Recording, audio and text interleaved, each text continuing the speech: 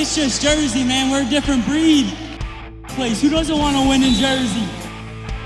What's up, everybody? John Forcer here, Breakdown from the Barn, episode 46. With me, as always, the greatest mind in wrestling, Eric Winuck. And we got a big guest today. We got assistant wrestling coach at Rutgers University, Steve Mytych.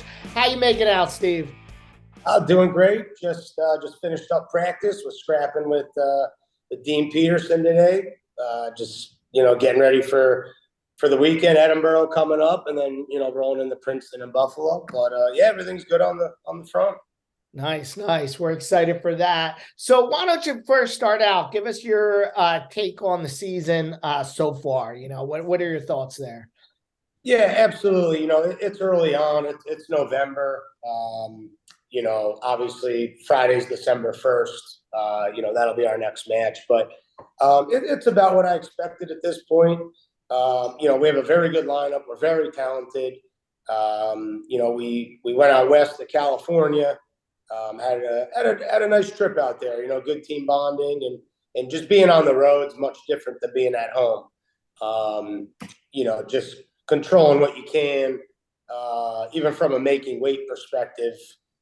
Using another team's facility and things like that. And obviously that trip went great. Okay, guys wrestled great.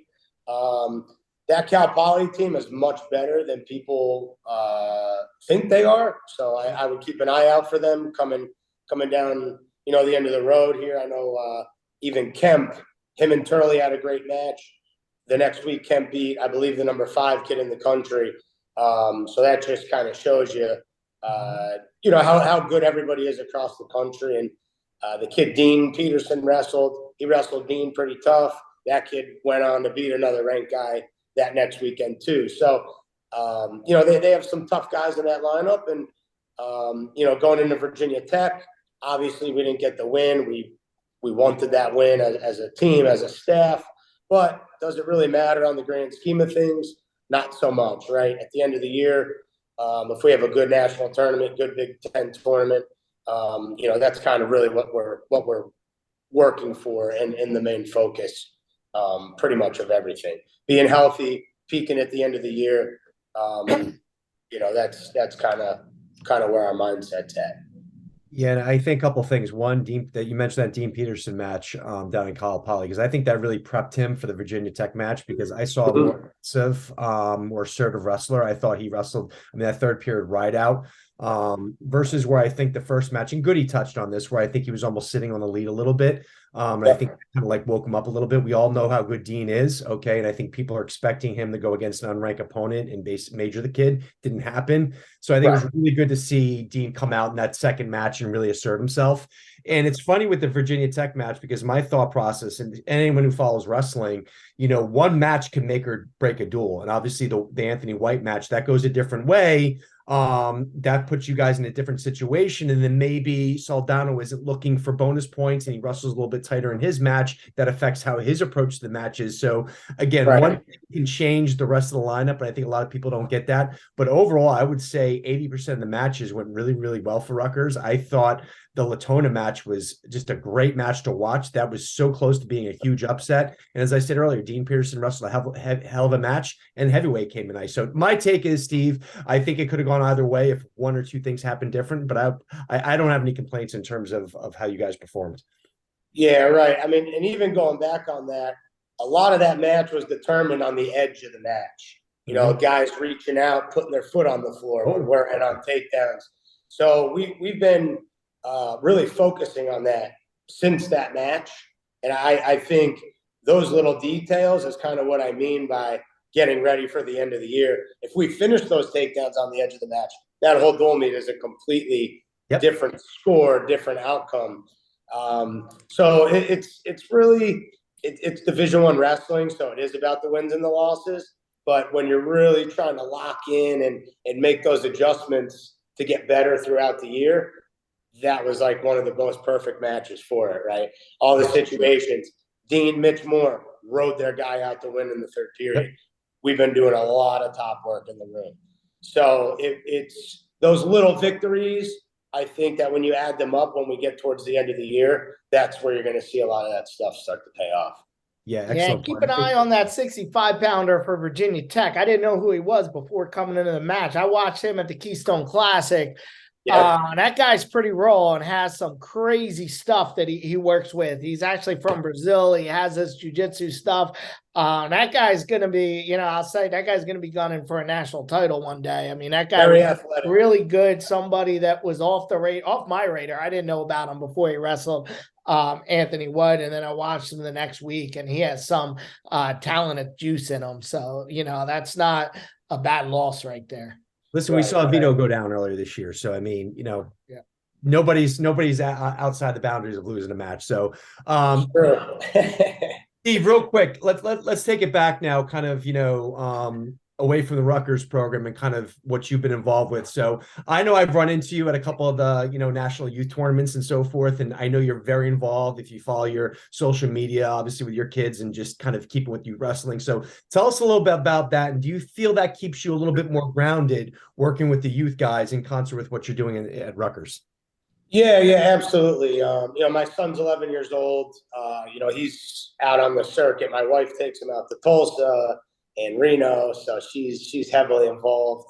But yeah, I mean, it's a lot of fun for me. There's a lot of raw emotions in the little kids. When they lose, they cry because they really give everything they have, right?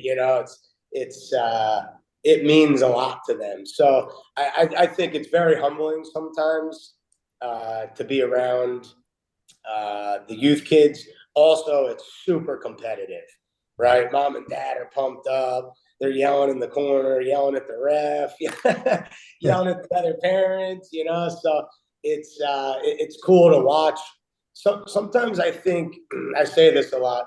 College coaches' kids struggle when they get older because they kind of sheltered them from what they did when they were a kid growing up and what they did in high school, because it's really, really hard. It's tough and competitive and it's controversial, right? So a lot of the coaches they laugh at me a little bit once the parents start kind of chirping at each other. That meme of Homer Simpson sinking into the trees, I sink back and I just disappear and I'm out because I try to stay away from the youth controversy. You know what I mean? So. But yeah, it's a good time. I help out at it's called Grit Mat Club. It's right in Bethlehem. They have a great staff. Ben Chunko runs it. He wrestled at Bucknell when they dropped their program. He went to Drexel, round a 12 guy. Kent Lane helps out there. He wrestled at Lehigh, Pennsylvania State champ. Actually, District 4, same area as Hayden Packer on our team, and commit Connor Hare. Great commit, by the way. Yeah, so it's funny how the network kind of swings back and forth, and there's a couple other guys that help out there, and we try to get to a club called Mad Assassins. It's in Wilkes-Barre, Scranton. That's where I was before we moved when I took the job at Rutgers.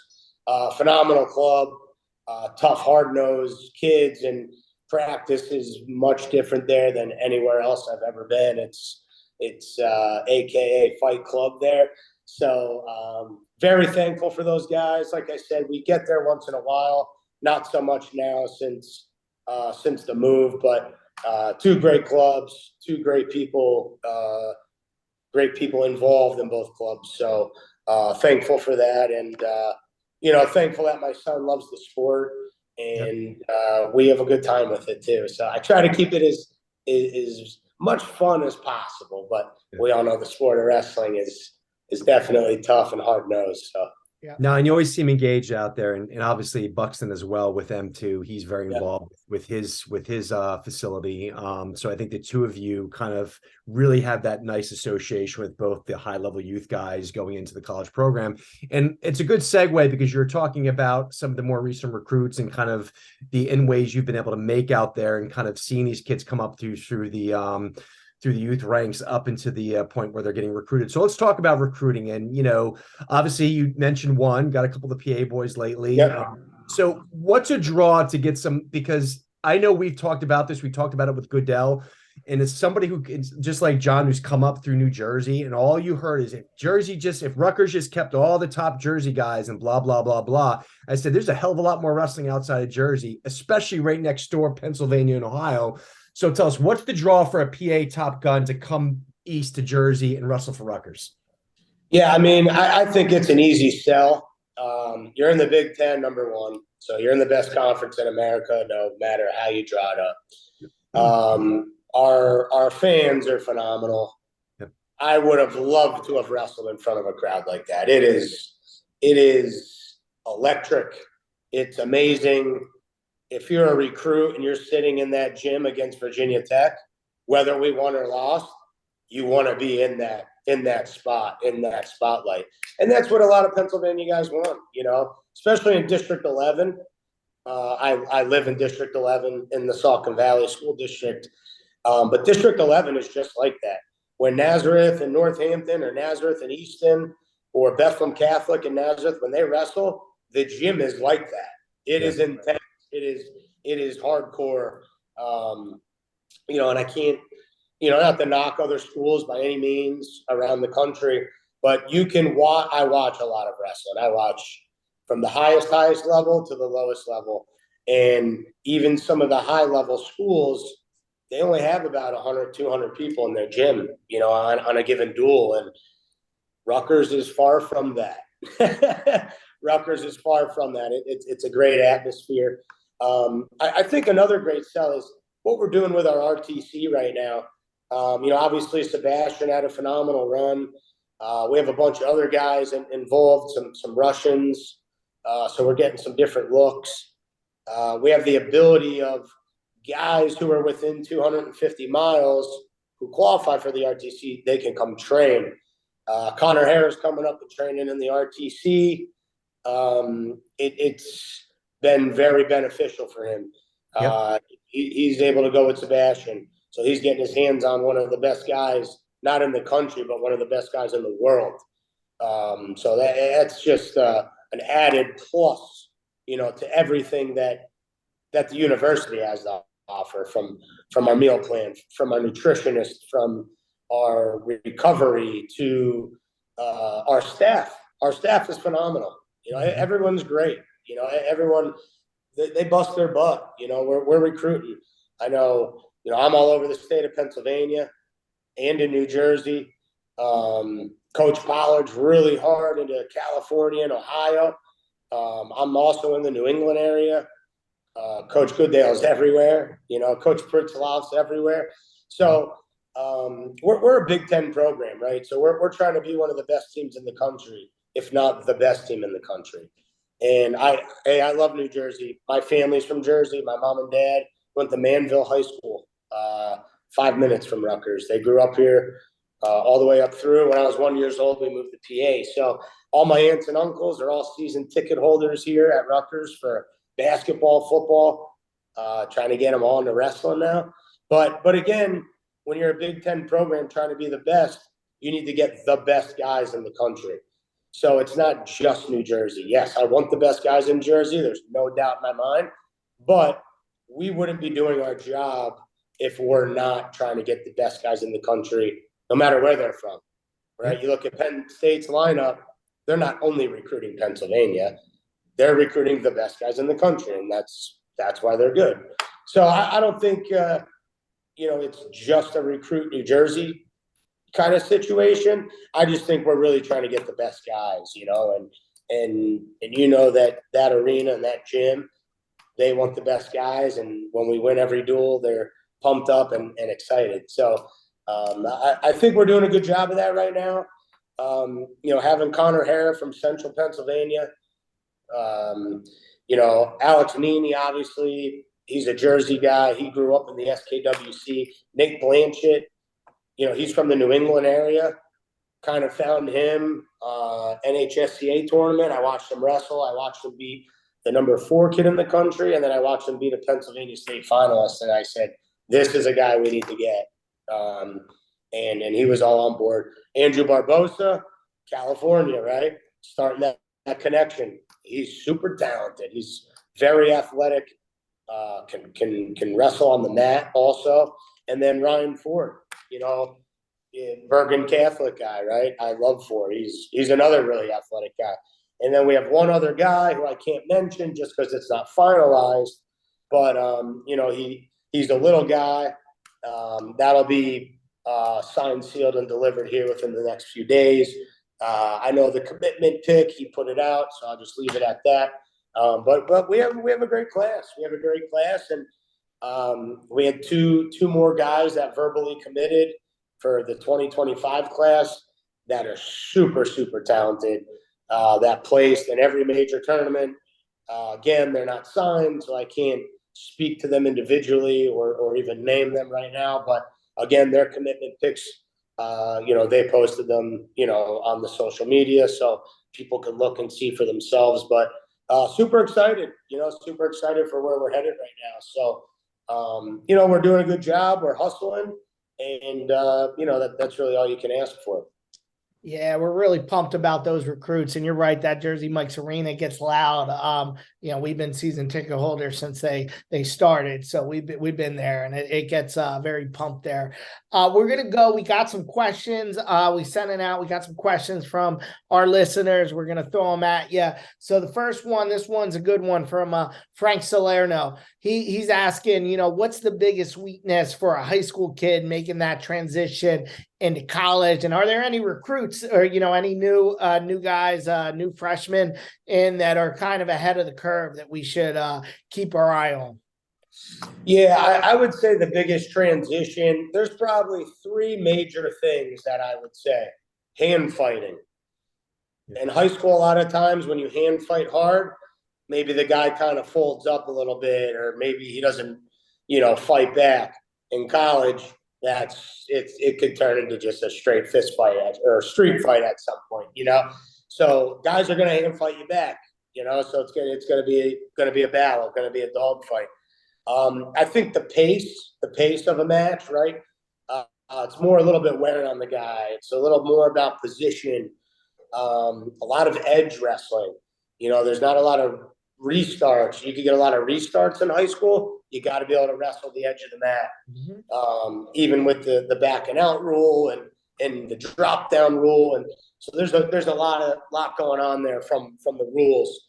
I would also say bottom. Bottom is another big issue for high school guys. We have a couple guys in the room kind of going through that right now.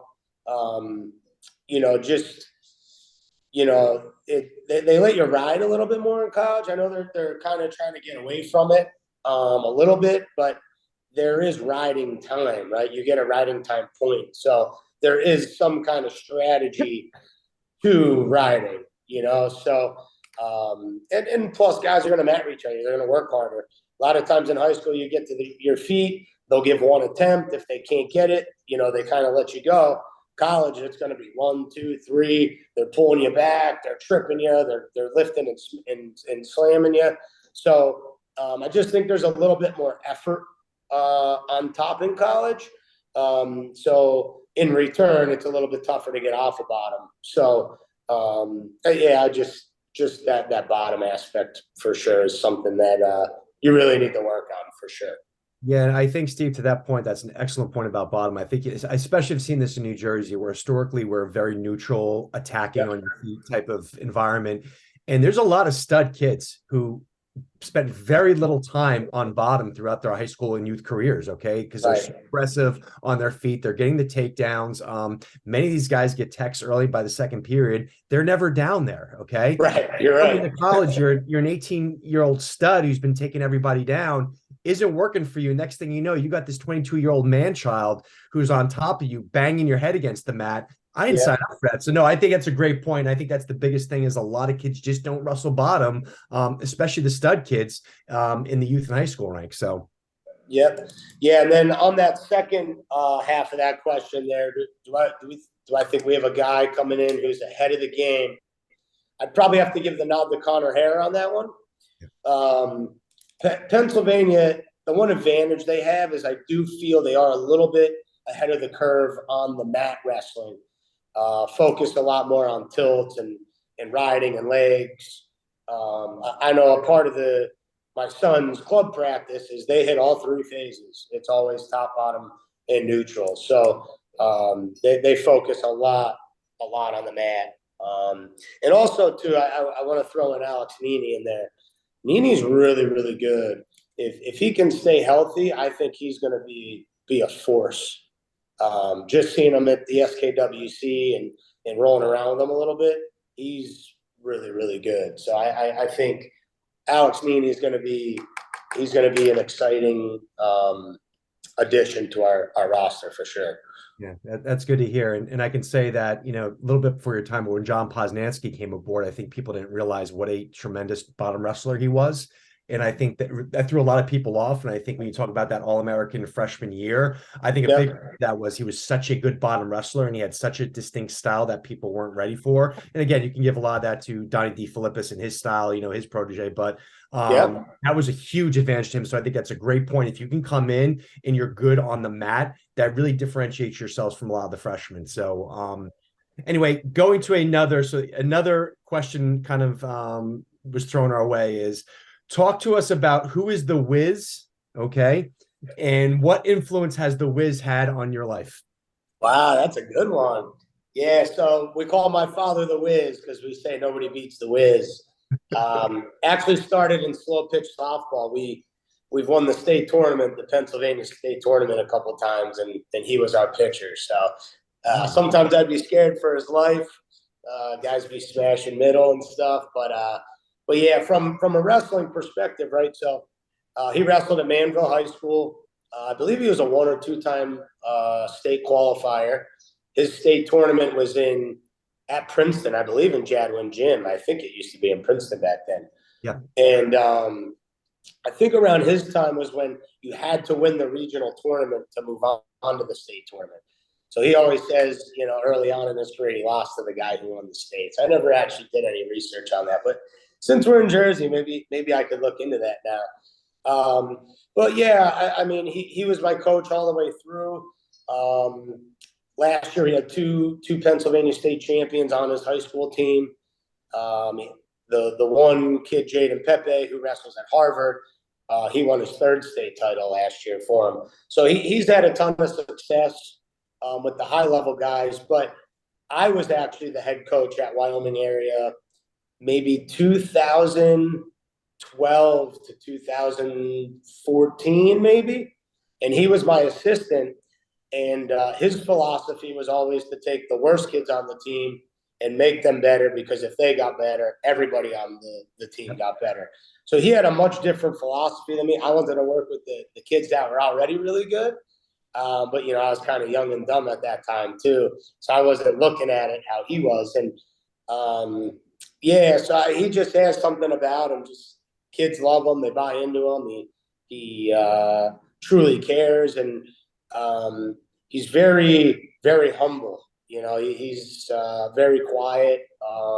You'll hear him though; he gets loud when he needs to. But he's had a great run coaching, and selfishly, I'm trying to get him to retire so that he can move down and coach at Saucon Valley, where my son will end up going to school. So we'll see how that goes.